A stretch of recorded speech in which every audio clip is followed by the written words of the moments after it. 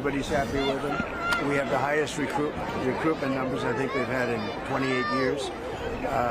No, he's doing a great job. It's just fake news. They just bring up stories. I guess it sounds like disgruntled employees. You know, he was put there to get rid of a lot of bad people, and that's what he's doing.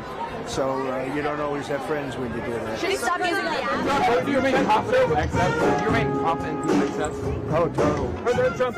Why do you even ask a question like that? We have recruitments that's at an all-time high. The spirit in the armed forces is fantastic. No, great confidence. President Trump, you saw your message to the Secretary HEGSETH using Signal to discuss those military plans. Are you bringing up Signal again? I thought they gave that up 2 weeks ago. There was a new report this weekend that he used it in a separate chat that included some family members. It's all just the same old stuff from the media. That's an old one. Try finding something new. After the first Signalgate scandal, and I cannot believe we've had more than one Signalgate scandal, but Donald Trump made it incredibly clear he was not going to be firing any cabinet level officials because he didn't want to give a win to the Atlantic. But it seems like that policy within the Trump administration has quickly changed with Pete Hegseth's second Signalgate scandal, as reports swirl around the White House that it could be over for Pete, and that was made very clear by Donald Trump's demeanor when he was confronted with this Signalgate scandal at the White House. Easter egg roll this morning. He was depressed. He was, not really fighting back in his response, and kind of just crumbled at the end. We're going to get into all of that, but before we do, if I could quickly ask you to leave a like on this video, and if you haven't already, and you enjoy our channel, to hit that subscribe button. It goes a long way, and it really does mean a lot to me. Now, there has been so much news today, and I think one of the most important stories is getting overlooked. So, right before we get into Trump's response to HEGSETH, I want to hear from Robert Garcia, who is on his way to El Salvador right now with a few other members of Congress. And I want to talk about what he had to say about holding Donald Trump accountable. Three fellow Democrats. Talk to us, just start why this mission here is so important, and not just about Mr. Albrego Garcia, but all the others who were deported, many would say, without due process. Look, what's really important here that people need to understand is we have the President of the United States defying a 9-0 unanimous Supreme Court decision to bring Kilmore back home to the United States. This, in my opinion, is on its way to a constitutional crisis in this country. You cannot defy not just Supreme Court, but also lower courts. The Trump administration has also said that they sent Mr. Abrego Garcia here on accident. It is time to bring Kilmore home, and we're continuing the work of Senator Van Hollen. Look, we will not be the last members of the delegation to be here. There's other senators and members of Congress that will be here in El Salvador. But it's really important that we advocate for his release. He has been wrongly sent here, as have, by the way, hundreds of other individuals who are in our country in different status, asylum seekers, people that were on some type of permit, some type of student visas we know are being deported across the country as well to other places. And so this is a moment for us to stand for our values and for due process in this country. We also know it's not just about Kilmer. There's a young man named Avery down here, 19 years old, young gay man, hairdresser, seeking asylum, got sent here. We have no proof of life yet of how he's doing. So we have a lot of work to do. We're on our way actually to the embassy to get a classified briefing in just about an hour. You're certainly right to highlight it's more than just this one case that's gotten so much attention. You mentioned how the Trump administration seems to be in defiance, or at least delay bordering on defiance, of a Supreme Court ruling. But they've also made the claim that they simply, we don't have any jurisdiction anymore. He's in El Salvadorian custody. Tell us what you make of that argument and what you'll say to the El Salvadorian officials you'll see later today. Well, we know that there is no question that if Donald Trump, the president, wants to have Kilmore back home, he would be back home. He, of course, has a very strong relationship with the president of El Salvador, and they are working together on this. The president of the United States sent Kilmore here by accident.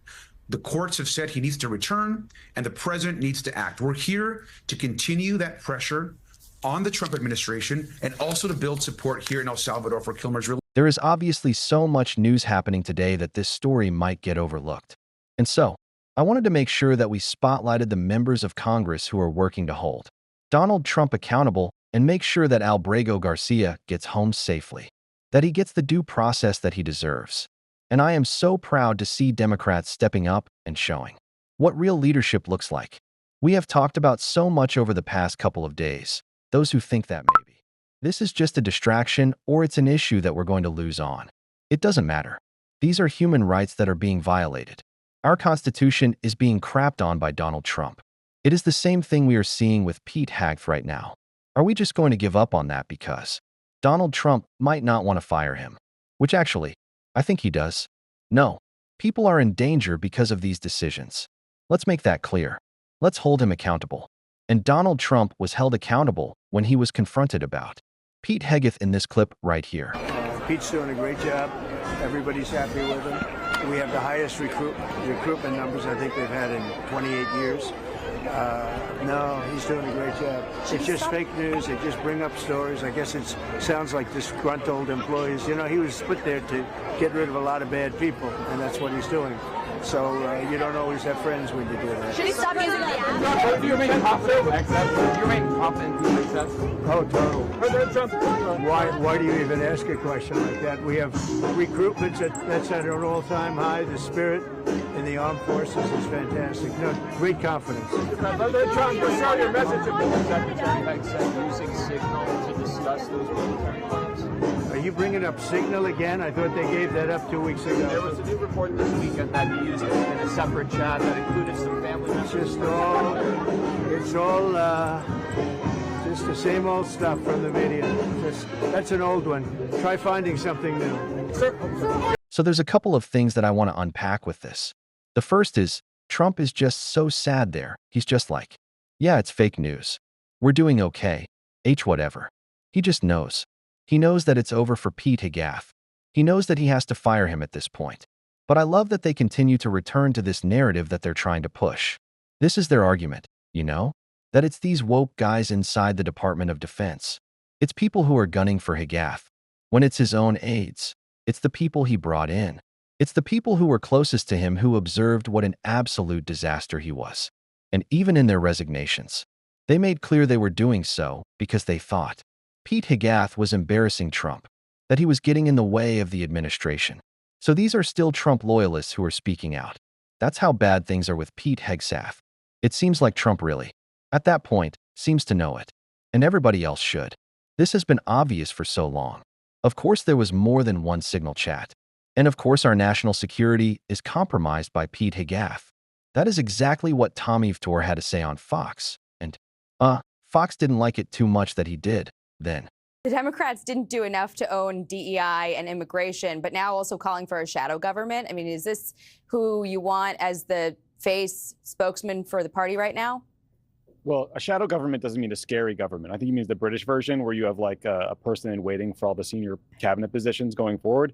But regarding DEI, let me tell you who would not have put classified information about the Houthi bombing campaign in the Signal group chat. Siku Brown, who was the former chairman of the Joint Chiefs of Staff until Pete Hegseth fired him. America doesn't have a DEI problem right now. We have a competency problem because we have a Fox News weekend anchor named Pete Hegseth, who you tell me may or may not have been tipsy at the time he was sending around this classified information, breaking all the rules, putting at risk service members, and making terrible decisions while Mike Waltz, the national security advisor, I just heard a lot of deflection over Tim Waltz. I mean, what does that have anything to do with Tim Waltz saying that there should be more DEI, that there should be more immigration, that there should be a shadow government? I mean, that sounds to me like you don't have an answer to my question and want to deflect. Clay. My answer to your question is that the Clay, black chairman of the Joint Chiefs would not have made the mistakes that Pete Hegseth made. Okay, well, let me respond to Tommy there.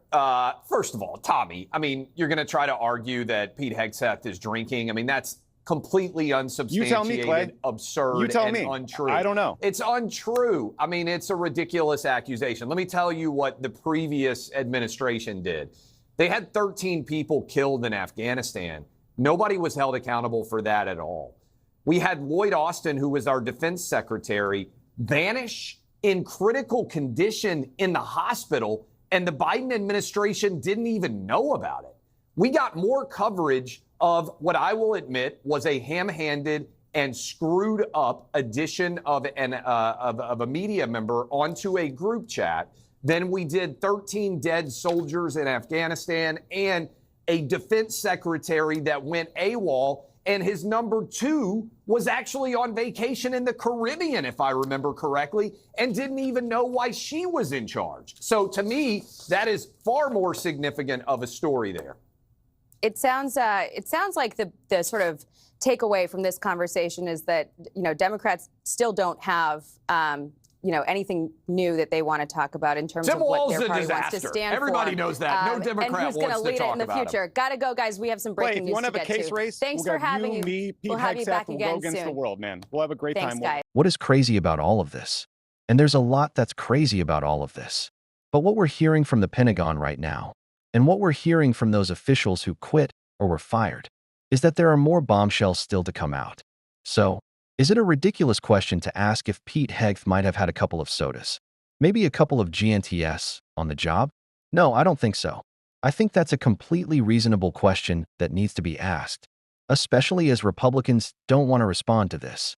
They don't want to talk about it, even though, the security of private government information was such a big topic for them not so long ago. It was all they wanted to talk about. Jim McGovern brought that up right here. We've heard for years from the other side about the importance of safeguarding classified information and the need to use secure channels. And last week we found out that Trump's entire national security team is just casually planning military operations on unsecured group threads that anyone could have access to.